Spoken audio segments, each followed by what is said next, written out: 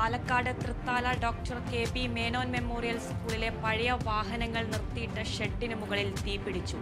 Fire force എത്തി തീ പൂർണ്ണമായും നിയന്ത്രണ വിധേയമാക്കി.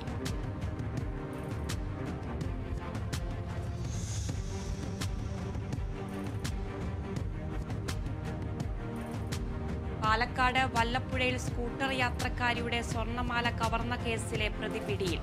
പിടിയിലായത് വളാഞ്ചേരി സ്വദേശി സൽമാൻ. ചുണ്ടമ്പറ്റ സ്വദേശിനി രാജിയുടെ മാലയാണ് പ്രതി കവർന്നത്.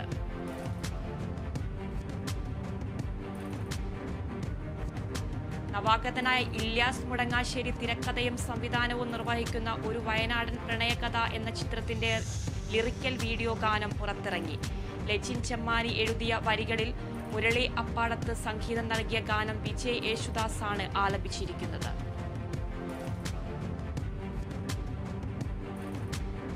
അരുൺ വൈഗ സംവിധാനം ചെയ്യുന്ന യുണൈറ്റഡ് കിങ്ഡം ഓഫ് കേരള എന്ന ചിത്രത്തിന്റെ ഫസ്റ്റ് ലുക്ക് പോസ്റ്റർ നടന്മാരായ പൃഥ്വിരാജ് സുകുമാരൻ, ദുർഗൽ സൽമാൻ എന്നിവരുടെ ഒഫീഷ്യൽ പേജിലൂടെ പ്രകാശനം ചെയ്തു. ജോണി ആന്റണി, രഞ്ജിത്ത് സജീവ് എന്നിവരാണ് പ്രധാന കഥാപാത്രമായി എത്തുന്നത്.